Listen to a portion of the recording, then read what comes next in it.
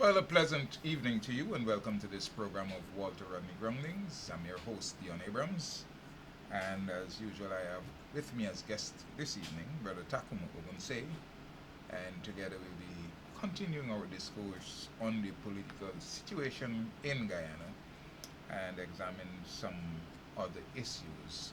Welcome to Walter Rodney Groundings, Brother Ogun. It's always a pleasure to have the opportunity to come and address our viewers and our constituents, the country at large. Yeah, well, it's indeed a pleasure being here again to talk about this beautiful country of ours and the prospects for continued stability and peace and all of those things down the road. But before we talk about that, we notice that there is a rampant spread of the coronavirus in Region 7 and Five? not 5, this American village. But I mean, it's a matter of concern because only Santa yesterday, Rosa? yeah, Santa Rosa. Mhm. And I'm surprised to hear the two show saying that a possible reason for the spread is because many of the residents are still saying that corona is just a hoax and that it's not real, and so they are not adhering to any of the stipulations, wearing masks, social distancing, and all of that. Now, how can people at this point still be believing, uh, because initially it was peddled by some political proponents that it was a distraction by the APNU to take away from the whole idea of the elections and so on. But I'm wondering whether these people have gone back to correct that misconception that they've created in the mind of the people. Well, I don't think the people will have self responsibility. They I would. mean, as you quite correctly said, you know, they create the impression that the thing is a political hoax. It's just the APMU overplaying it for political reasons, and probably all of that contribute to the attitude of some sections of the community in terms of the various instructions that the ministry put out to help to deal with the problem. Um, I really don't know those areas properly, Okay. and I have to assume that they're well informed. I have to assume they're well informed because the Tushau, I heard the Tushau, Yes. he didn't speak like though it's a question of a lack of information. He seems to believe there's adequate information from the government on this matter in the community, but it's just not, you're not getting the kind of adherence one you need. And this is very unfortunate because, I mean, if this thing really get out of hand, it's going to quickly overrun the capacity of our health system and create tremendous problems with the country. And we have to be careful. I mean, so far, so good in terms of the actual numbers of deaths. But this is a kind of virus, when it get out of hand and start to run away, it run away with serious consequences, and your whole death rate and all that could increase dramatically within a few days, a week or so. Yeah, but if you notice exponentially, the numbers put, like, I mean, 16 persons per day and so on, we're Yeah. experiencing numbers that we Yeah. have never seen before, Before. and this is really a matter of concern. And even regions that were unaffected are now having instances of people who are infected by the virus. So it means, therefore, that we are basically, as Mr. Adikro from the World Health Organization has said, that this thing can blow out Yeah. of proportions if the measures that we should take are not adhered to. And I'm hoping that the seriousness, because Guyana has practically gone back to normalcy, if you Yeah, certainly. Yes, you sir. I mean, somebody was pointing out on the show, yeah. that the seawall last week or so. Mm-hmm. The wholesale people there, no social distancing, Right, hardly right. any mass. Mass. Like if nothing is wrong. That is, I mean, so, but I mean, what about initially there were some attempts by the police to make sure that people had there. Has there been a lapse in that, or is some lax kind of approach to dealing with the situation? Well, I mean, I really can't say.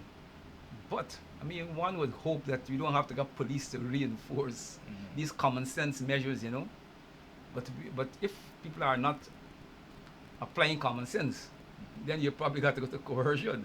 And the police may have to step up Yeah. the activity. But one would have hoped that, we are a literate enough country to do better. You know? Yeah. And we should learn from what is Yeah, happening all along the world. yeah, the Americans have opened up their beaches, they've opened up their nightclubs. I was looking at the owner for one nightclub, right? He opened up his business and he's now infected. Mm. Now, his contention was that, the patrons come in, they want to hug you, they want to, shake your hands, they want to greet you.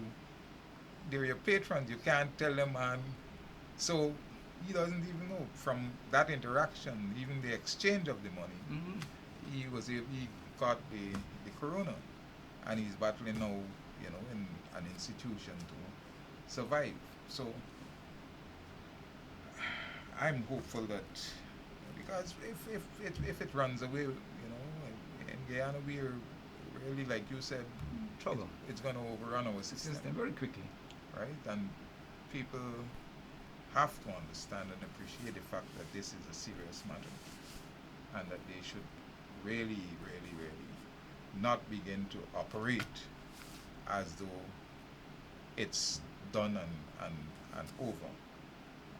So hopefully, I mean, the Ministry of Health can continue to press forward with the measures. I heard that there were plans to open up the airports, and And they push those back. yeah.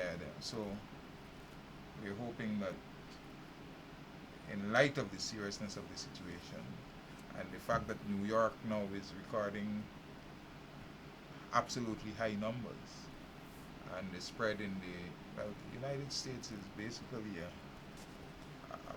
a basin for Cesspit a cesspit for coronavirus at present. So we don't want to get to that. We don't, not even losing one life. Yeah, We have it's 14 one right too now. much. Right. And that's not our thing. So, people out there, please. I mean, you go around the villages, the linemen, people just operating normally as though everything is okay. The fact is, you don't know who has it. Right. Right? And you don't know how. People tend to believe that it can happen to me until it happens.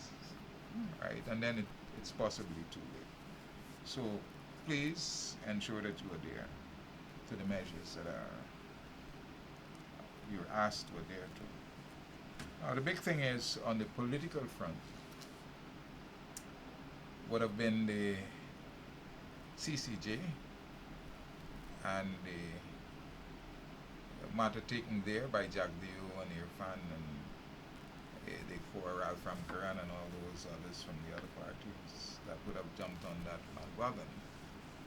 But I think the question of jurisdiction is the key one. We're not going to argue law here. I'm not going to quote 177B and all these things. I ain't getting into that because I'm not a lawyer, right? So the people who deal with that, I saw one reporter trying to get into that thing, and the lawyer was saying, okay, this really it's not that, it's I Getting outside you limit. Complexities in the law.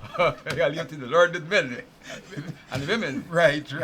So I am not going to jump along that road except to say that, well, look, from listening to the arguments that have been put forward, that we have a very strong case that our constitution tells us that the CCJ, that our appeal court is the highest court in relation to this matter, and based upon the agreement that was signed at the time of the coming into being of the Caribbean Court of Justice, any law or act that would have been stating that this court is the final court, it should not be superseded by the CCJ. Now, we've had a trial that seems to be a mockery. I mean, what's your view on the entire process? I should ask you.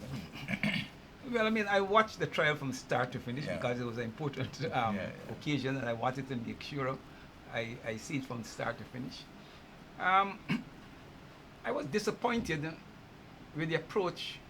I mean, from the time when they had you remember a few days before the actual trial, they had what they call the management meeting. Yes, Where they decided how they're going to deal with the case. And from there, some troubling signs, emerge.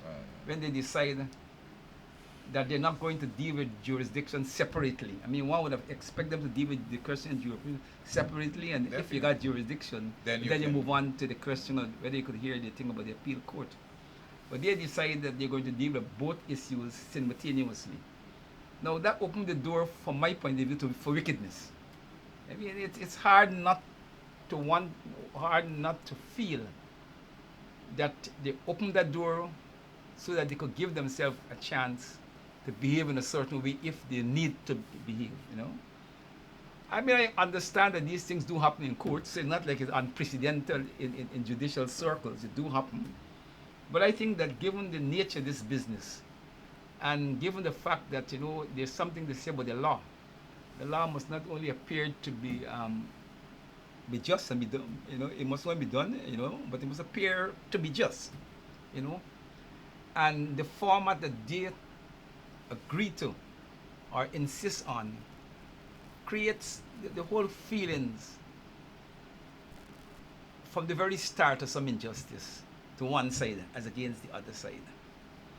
Okay, but looking at the case, it was clear to me that the court came over more sympathetic to the opposition than to the government. There's only one jurist there I recognize was trying to be objective, some balance, where he was probing the question of the quality of the the evidence and so forth and so forth. He was trying to, to argue that it's not only you got to address also, not only the quantitative thing, but you also got to address the qualitative side of issues. I mean, I could be misreading the court because, other persons who are more familiar with the court may argue that the learned judges didn't do anything extraordinary, that the hypothetical issues that they raised was merely intended for clarity, and you shouldn't read much into it. But as a layman, I looking at the thing from a layman point of view. Like, if you're pursuing issues which I feel is not very relevant to the matter before you, it raises in my mind, some question what we're really trying to do here. But some people who are familiar with the court will say the court got that kind of leverage. They could raise this hypothetical, and the learned lawyers understand what is happening, and they will not see the way we laymen see it. But I've heard legal opinion express that was a adventurism, that they had no right. The matter is one of jurisdiction. Unless you can clarify or clear that up, then you had no right going beyond. Yeah, but I agree. But they will say, you gotta look at it. What happened in front of the court? They're dealing with two matters, because they already decided to deal with both matters. And a lot of the questions come in relationship of both matters. When they were addressing the issue they were addressing both issues, both the jurisdiction matter and whether our appeal court act outside its jurisdiction. And it is in that circumstances they're raising all of these hypotheses. So it's two trials in one. Two trials in one, you see. Um, but it is interesting because the PPP lawyers was trying to get them to go even beyond these two matters because um, the PPP lawyers were suggesting to the court that, look, if you rule you got jurisdiction, and if you rule that the Court of Appeal overstep its remit, then you must notify Lowenfield's, give instructions to notify Lowenfield's submission to GCOM. I don't know whether the court could do that, have the legal reach to do that. But they were trying to get that in. And to pass consequential orders. Yeah, and I was watching the responses of the judges, but I see they try to sidestep that, you know. But it was interesting, you know.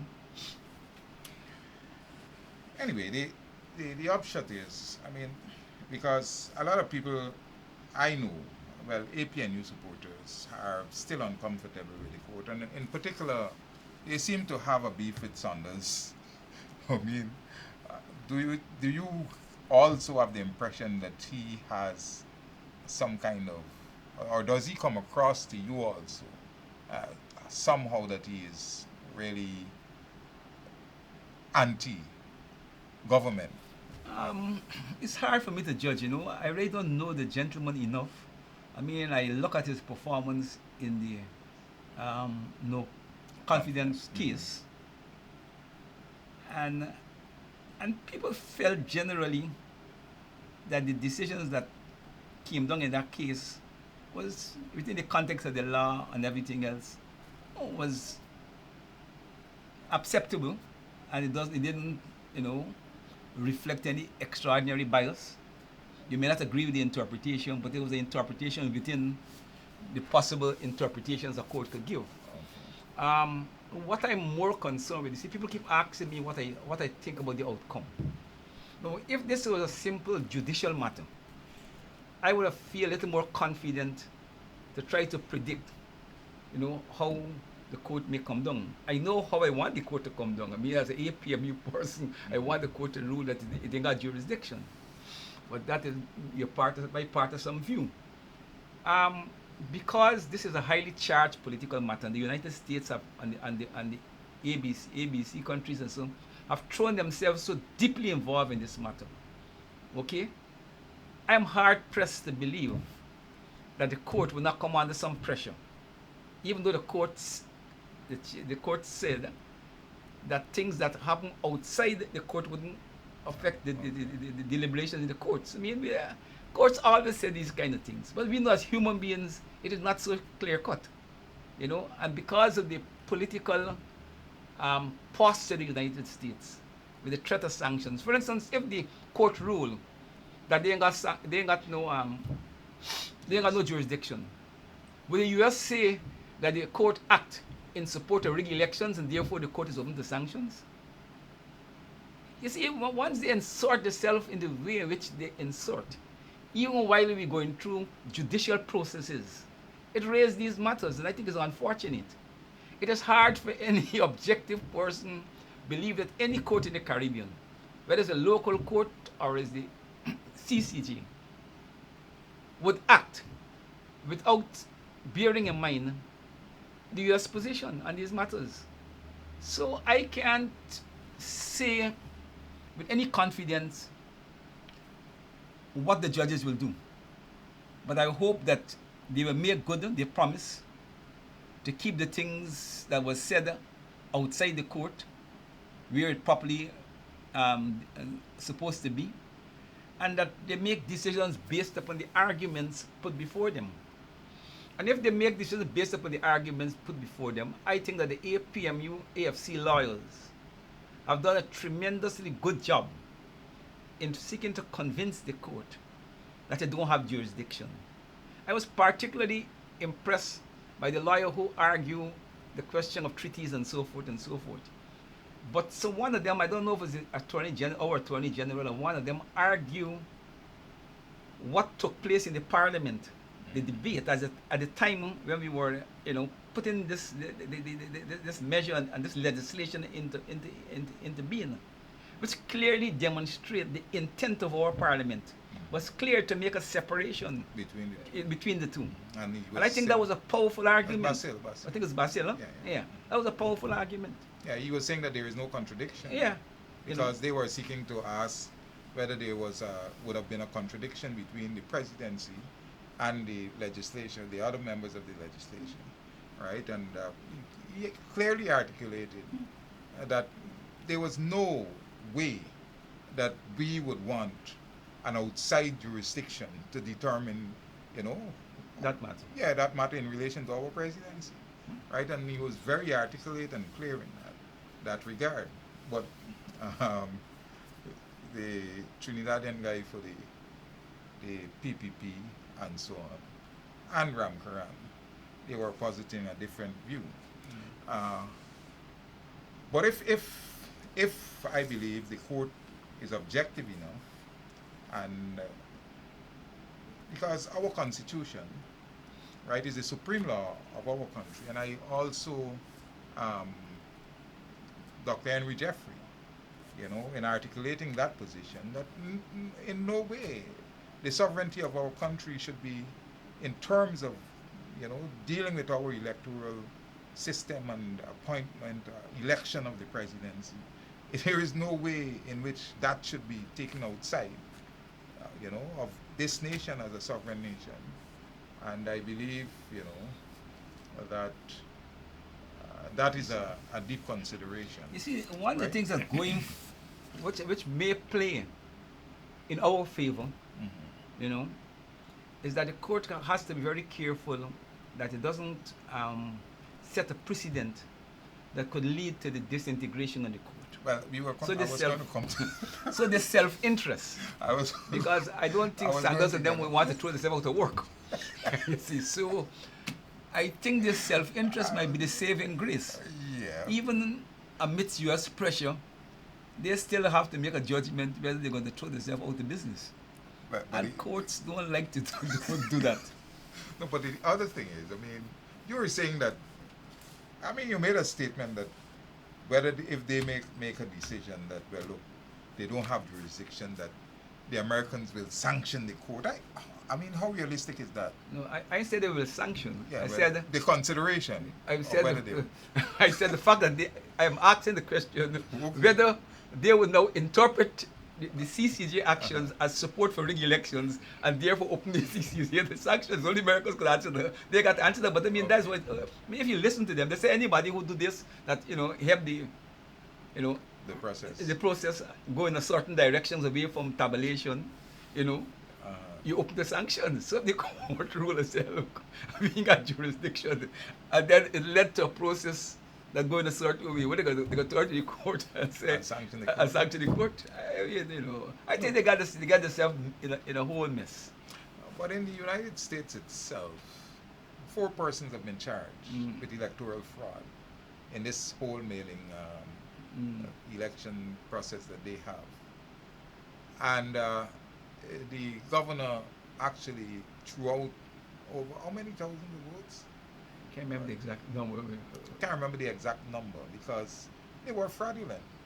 Now they're trying to force us to accept, all right, in a similar kind of way, votes that could not be verified. And in that case in the United States, people came forward to say, look, I didn't receive a mail, I didn't receive a ballot, I never voted, how come, my name is there, and so on. We have, look, today in the Chronicle, the APNU released a list, the certificates of people, dead people who voted. So the evidence is there. This is not, any makeup, or any fantasy or concoction. Concrete evidence is there. Boxes that were supposed to have the documents for verification, they were not. There are 49 or so boxes and so on. In one area. In one area. East Coast. Right. PPP stronghold. So, what is it that they want us to do? How you see, I'm trying to get how is it for your country? You're not saying anything. You don't want, you're allowing the correct procedure to take place, and you're coming to another man's country and dictating that he must allow skullduggery to pass. Well, it's backyard politics. You know, the US see all these countries, including ourselves, as an American backyard, you know, the empire, and therefore you independence, they don't respect it 100%. For them, you independence is only subject to the agreement and to the extent that they allow you to be independent, you know. So you always have to be fighting with them and other forces to translate your independence into something meaningful. And I will argue that in the Caribbean, the only independent country in the Caribbean is Cuba. Okay. Outside Cuba, I don't think any other Caribbean country could be seriously considered an independent country. So you have to be struggling against this notion, this backyard, you know, this is me backyard, so I can do what I like, you know. And if I got to tramp upon your sovereignty, I would tramp upon it, you know. Countries have to be fighting, you know, to make the sovereignty mean something, you know. But when you're in a situation like we are, where it's apparently clear that the Americans interested in regime change, the question of fairness and respect for sovereignty and so on is being thrown outside the window. They have some clear geopolitical interests that they want to achieve within a certain time.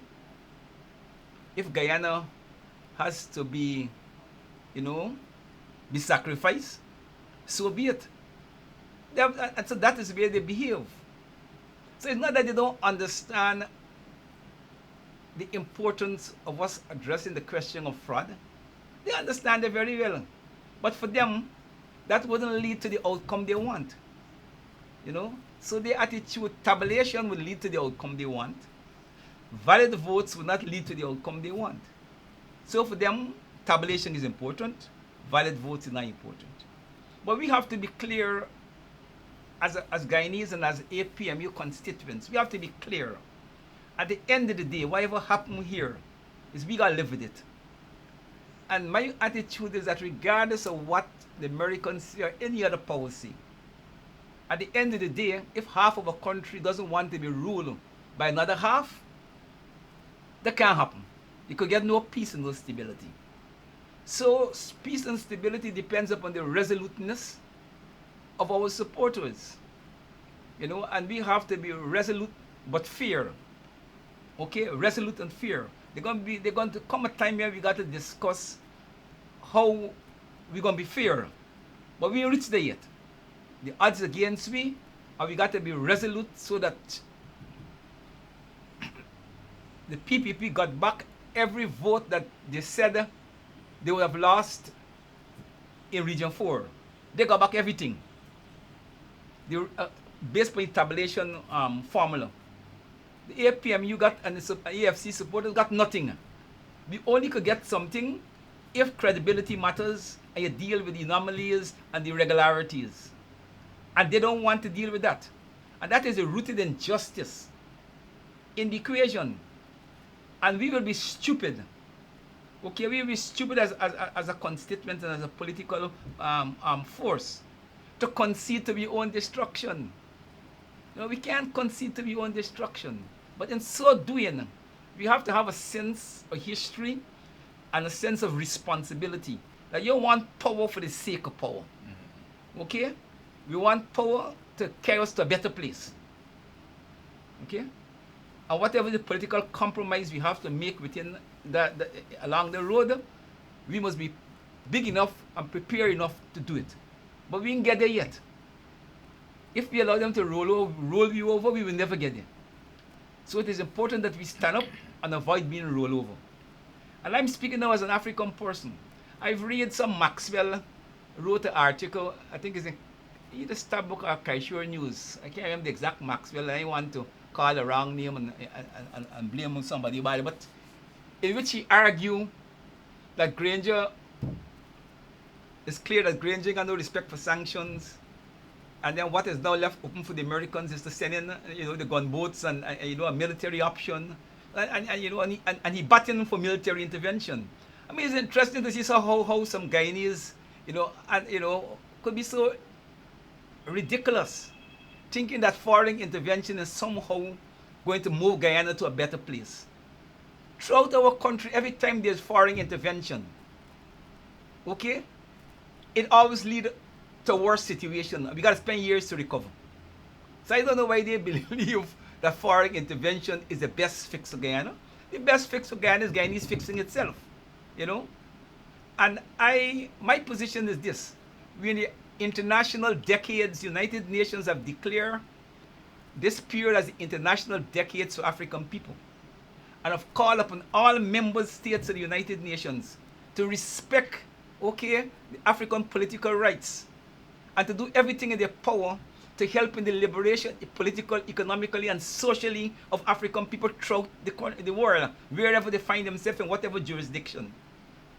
And I am saying, as an African, in this decade of the United Nations designate for African rights, you know, if the US want to invade to crush African rights, let it come. I don't think we should be too worried about, you know, we shouldn't get ourselves too fixations about these things.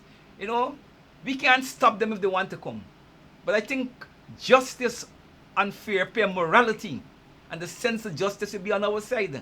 Yeah, because, you know, a superpower coming to crush basically an African community in some ethnic conflict with another section of the community, you know, it's backward politics at the extreme. And I doubt they will come. Yeah, but I mean, has that, where in the world have we seen any such intervention recently in terms of international, you got places where, I mean, look at Myanmar and all those places where you have real problems, ethnic problems, you know, and they shout, the Americans shout, but they're not going there to do anything.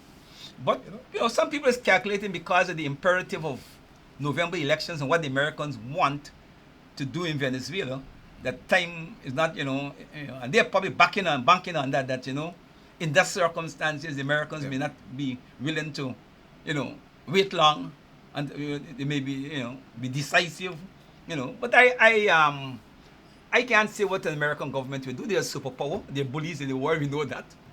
But I know that justice is on our side, man. As African community, we stood up against over 400 years of white oppression, and we prevail. And if we have to deal with another manifestation of white oppression coming from the United States, we will eventually prevail. And I as an African, don't get too worked up and too worried about that. Whatever confronts us, we got to deal with it.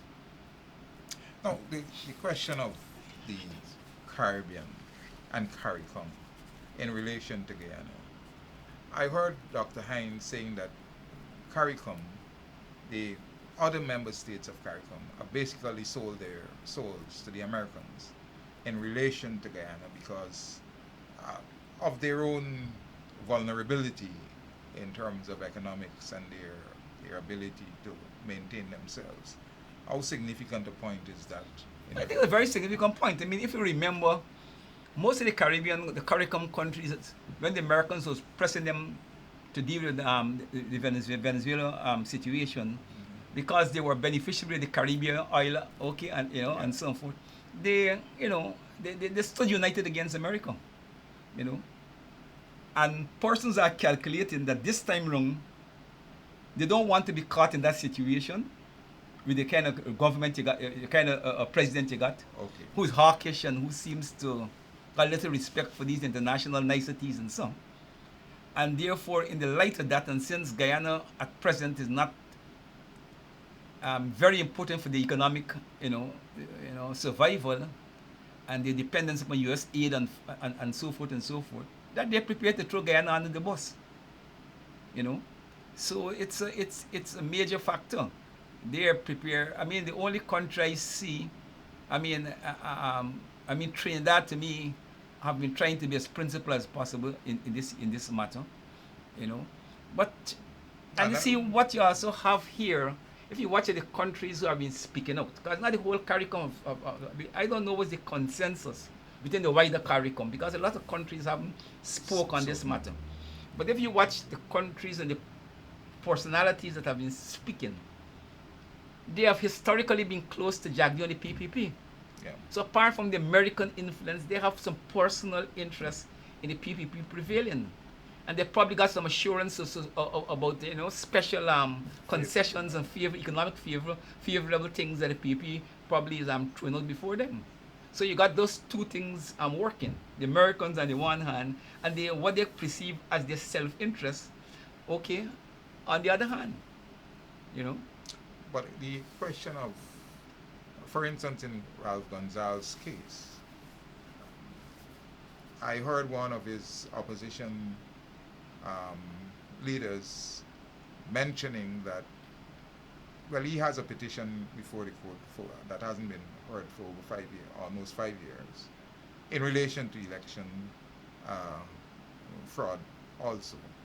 And the fact that St. Vincent and the Grenadines, they have a population of just about 100 and something thousand people, and their list is almost 90% of persons on the list. And also that every year they don't have an election commission like us. And every time there is elections, the government appoint the commission. yeah, he moves one of his ministers to become the, to the become the commission. And he talking about democracy and thing. So You know, be it so, you know, be it. But you know, but in politics you gotta make a separation with, you know, the rhetoric is rhetoric, man. Those chaps are not committing no democracy. They see politics as a hustle. You know, I mean, we gotta face it. Vagabonds and scoundrels do evolve in politics and get power, you know.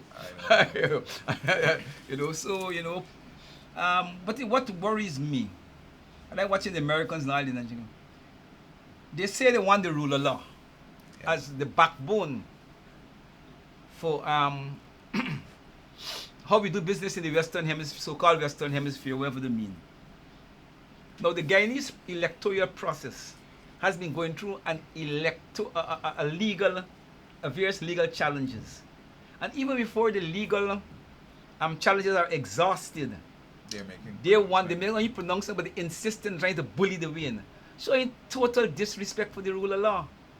And they're being contemptuous to us as a nation. We couldn't do that to them, because we're small anyhow.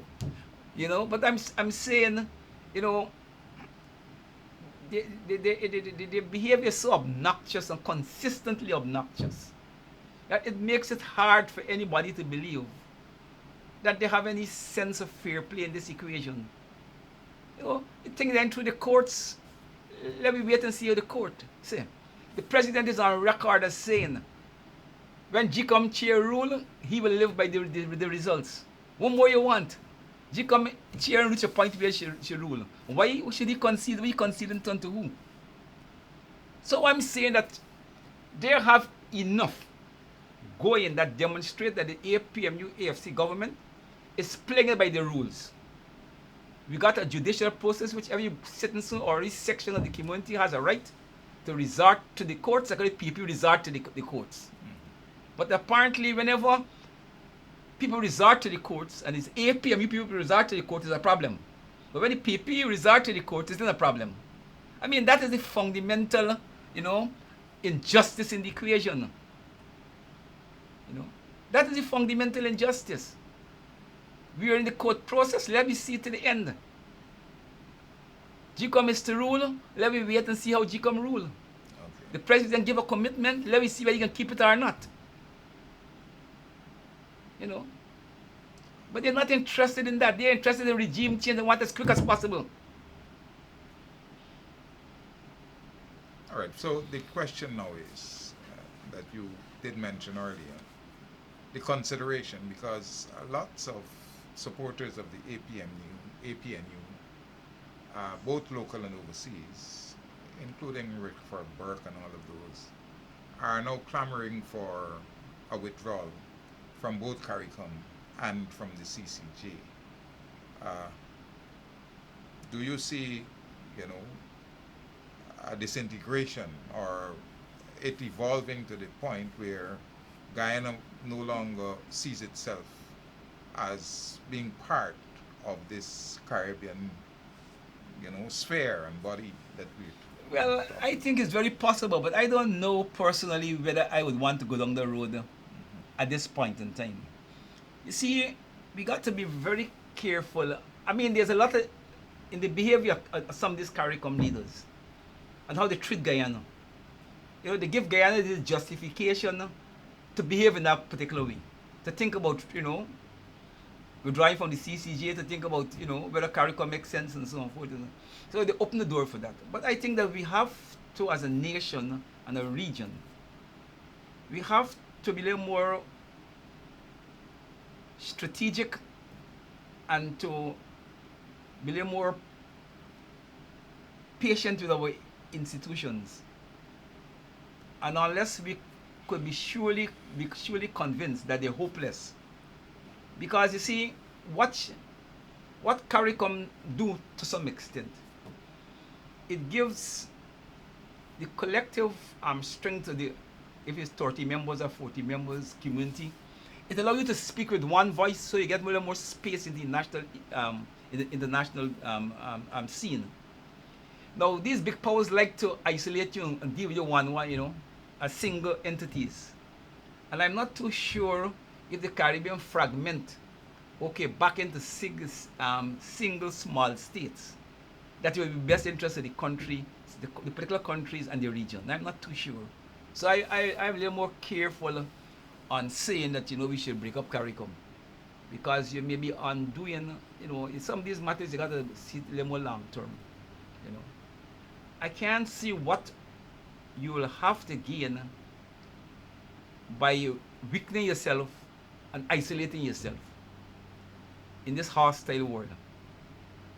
Any power dealing with the region has more complications on the hand than if they're dealing with a particular individual country. Okay. So what about the CCJ? Well, I think that you see, it all depends. It all depends. Because I don't know what is involved in us exiting the court. I don't know. Because remember, let me assume that the court wronged us as APM, UAFC. Okay? I don't know whether you have to get a parliamentary majority of a certain size in order to exit the court. Whether you won't get PP cooperation for that. So I don't know whether it is actually something that could be realized, us acting on our own. You know, I don't know. I mean, the lawyers and those who study the matter, you know, will have to see. But if the court tramp upon our sovereignty, it opens the question as whether we want to continue. But whether we could actually exit it without the PP cooperation, I don't know. I don't get a cooperation if they're needed.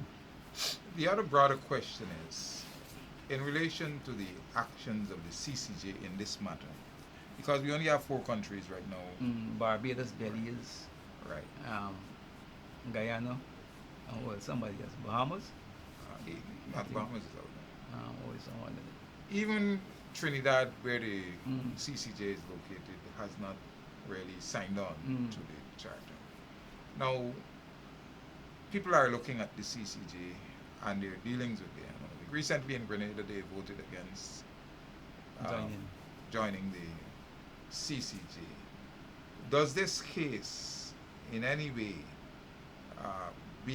can it be a benchmark for the determination of positions by other member states in relation to their becoming part of this legal body or not? Yes, it will. I mean, if the court is overreaching its jurisdiction and its remits, obviously countries doesn't want the institutions that you sign on to not to respect your sovereignty, and the areas where you say, look, you can't cross the thing.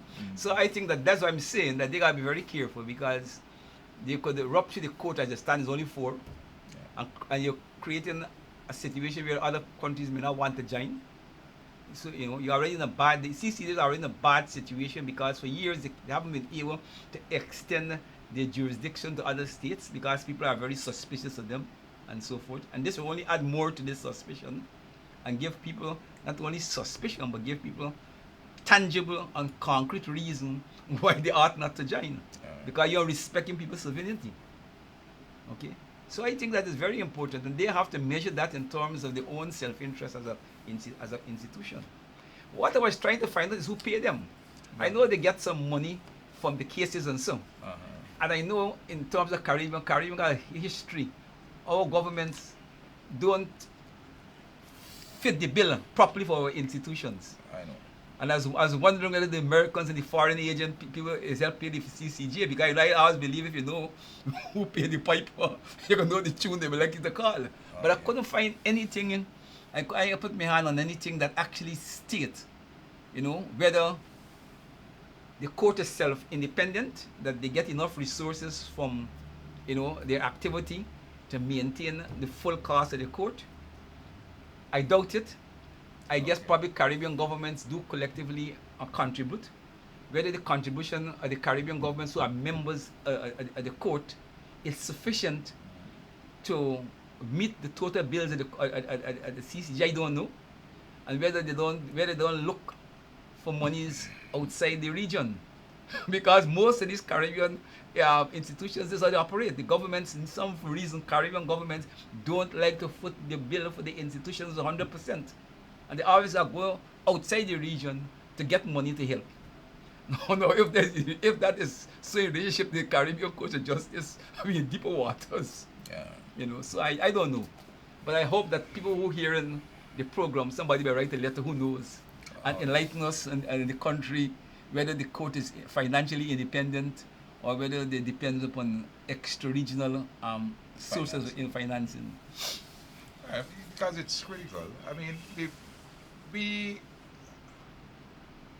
in Guyana, and I think Dr. Jeffrey made that point that nowhere in the history of this country would, Forbes Barnum have even thought, because we sought to establish our own sovereignty through our delineation from the Privy Council, establishing our own Supreme Court or Appeal Court and all of that.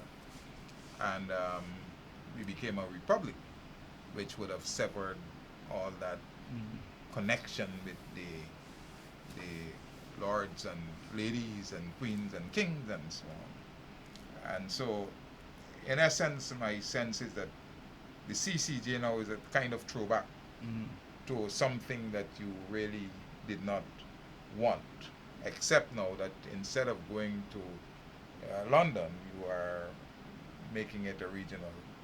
But the framers of our constitution, the argument is never had that kind of, intent in taking our sovereignty away from us and giving it to some 100% to right, some to some other other institution. institution, right? So, how does that sit? No, I think that is a good interpretation because Guyana have always been, whether it's Dr. Jagan, whether it's Burnham, we have always been a very nationalistic country, and we have always put a high premium on our sovereignty, and I can't see that our framers would have been directed, to give away our sovereignty 100% to any institution. So I think that the interpretation of the Constitution, as our side argue, I think it is correct. I think it fits within the historical behavior of our political leaders and our national institutions, and I think that that's a correct interpretation, All right, so let's move away from that now. But we're still on the GCOM and the political front. Private charges have been brought. We don't want to be, against the CEO of GCOM in relation to the claims that his actions were illegal and so on. Now, we have a case in the CCJ. All these matters that are coming are, are they, in a sense, because you still have a matter at the CCJ. There is the idea, the deliberations are still on there, and then there is another matter that is brought what is the real intent of these people who are? I think the PPP and their allies are working on the basis that they're going to pile up pressures, what they consider as pressure, on GCOM and on the APMU AFC, okay, and I think on certain officers in GCOM, you know, and I think that is the line of march, you know. But a lot of these matters have to be determined in the courts. Whether Lowenfield acted outside his remit is a matter I can't address. The courts got to address. But I could tell them politically, if they got any sense, in this equation, you know, in politics it's like war. They say what is teaching in military school, teach officers. If you got an enemy here, you don't put a circle on you 360 degree. You got to put a circle on you 360. You got nowhere for run. And he can stand up and he'll fight you. You might win, but he's going to inflict serious damage on you because it doesn't matter no more. He done dead already. And they always tell you, left a space so the enemy can run and you go behind him and cut it down one by one. If they think that their total pressure strategy, you know, going to work, I think it'll be counterproductive because what they're going to do, they're reinforcing the will of the APMU AFC to fight because they're leaving them with no other option. So if they think there's a good approach politically, let them walk down the road. I think it is stupid and it will be politically counterproductive. This is a situation that requires you put in the equation some elements of reason and you create conditions okay for reconciliation. If you start to threaten people with going to jail, the people got allies. The allies will say, no, they ain't going to jail, you can't find me. If you find me, we're going to stand up against you. So what you're doing there, you're carrying the temperature of the engagement to a very high stage. And you're bringing into it more complexities and complications, which could be very counterproductive to them. This is a situation, regardless of who right and who wrong, you need the court to iron out as much of these matters as possible. And when the court don't iron out much of these matters, the rest that left on the table, okay, if it's 3 or 4 matters, God we exhaust the court on, you know, the majority, that we could sit down as reasonable people and decide how best to move forward. But threats about imprisoning people and knocking off people when you come to power and all kind of thing, okay, you know what I mean, those could be politically counterproductive because you're forcing people not to fight over the elections, but to fight for their own physical survival. Yeah. And the human beings is like that. If you threaten people's survival, they're going to fight you and endanger your survival. You can't threaten me survival and believe that I'm going to fight you. And then fighting you, you open your survival to destruction too. So it is politically stupid. Yeah, because I mean, if you listen to the supporters of the APNU, those threats that were leveled have galvanized. Yeah, APNU and made people supporters resolute that by no means possible they are going to get there to tomorrow. If they try to lock up loan fees tomorrow, this country like to flare up right away. You know, there is a point where people say we take this and no more. Yeah, and you got to be careful that you don't push the matters to a point where, you know, we reach a point of no return. But what about the view that, well, look, okay, the PPP will have sold to the international community that APNU supporters are hooligans and bullies and they are destructive when every election comes, and that they expected and they're actually pushing us towards demonstrating that kind of temperament to give legitimacy to their creation or their view that they would have given to the world. That these people are... But these people, I don't buy that because the people we talk about not simplistic. They know that the last elections had no thing. APMU accept they lose elections. PP accept they lose elections. There's no recent history of people, you know, behaving bad over the elections. Except the PPP killing people. Well, the reason, but so I don't buy that. And those people, Americans, British, and them, they're more sophisticated. They understand.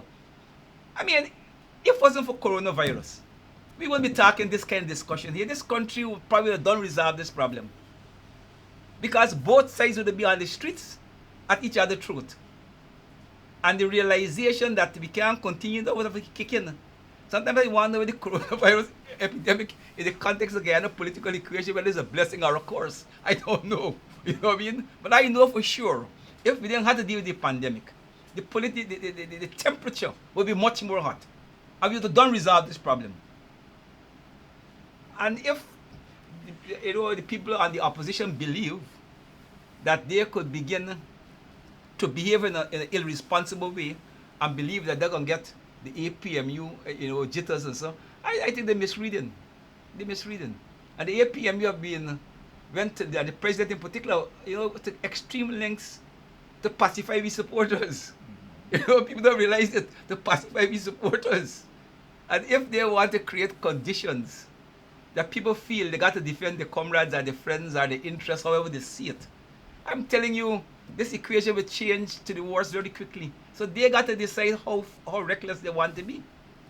But they've been reckless from the outset. Yeah, they got to know how far you're pushing it. You got to know how far you're pushing it. There's a point where when you cross, it's like you're there at a hill. And when you go slip over, you can't come back. You keep going down till you reach the bottom. So, there's always a thing in politics. You got to know when we reach the point that we don't want to cross. Because once you step over there, you can't put it back that easy. So the opposition got to decide, how they want. But I think the government is quite correct. Let me exhaust all the legal matters in the courts. Okay, we are committed to a 4-stage process coming out of the recountants. And the final stage is a declaration from GCOM. And when that comes, the president have given a commitment. Okay? And I think morally, we're in a good position. You can't want nothing more than that. So them who tell you concede now, concede and accept this, they can't be serious. They can't be serious. And the external friends who want regime change would not behave any different. But we have to act in our best interest, and I believe the best interest of the APMU AFC is also in the best interest of the Guyanese community. And as a political person, I always believe that power must not be for the sake of power. Jack didn't want power for the sake of power. And I'm not interested in the APMU AFC having power for the sake of power. If having power would not lead to a better Guyana, it's pointless having it. But we reached the point there where we could discuss what should follow, after these, we get past this stage, In the APMU AFC, we have an agreement that is a 4-stage process. And, we remain committed and united right through to the end of the 4-stage process. When the 4-stage process is completed, I think parties will have more freedom to argue where the country should go, and I think that we are correct and we are acting in great discipline in the majority of the parties. It's standing to what we agree. It's a 4-stage principle. When the 4-stage stage finish, okay, the president will make his state his position, and then we're in a new situation, and we take it up from there. So we in the APMU is very united, okay, on this 4-stage principle. Unfortunately, Justice for All Party broke ranks, and they called for us conceding, which is totally against the spirit of the agreements that we had. Totally. But parties, I guess, you got all kinds of political culture. The final question now, in relation to, you just said that Jack Day wants power for the sake of power. And we talked about pushing and, the pontifications and the way Jack Dio would have been behaving from even before the elections, from the time of the no confidence and so on. The question is being asked whether Guyana belongs to Jack Dio and the PPP. How would you respond to that? Clearly, Guyana belongs to no party or no individual. It's a collective patrimony. And we can't allow the PPP and Jack Dio to treat the country like if it's their personal property. We can't allow that. And Guyanese will never accept that. Okay. Even among their own supporters wouldn't accept them when push come to shove. All right. All right, Brother Hogan. Thank you very much for being here again once more, and so eloquently dealing with the issues related to the politics here in Guyana. Remember, people, that the COVID-19 is still out there. The coronavirus is there. It is a serious matter. Please adhere to all of the things that you're being told to do, your social distancing, wearing your mask, washing your hands. Just do it. We don't want this thing to get out of hand. And in that light, I say, do have a good night. I'll see you next week, same time, same channel, when we have another program of Walter Rodney Groundings. Bye.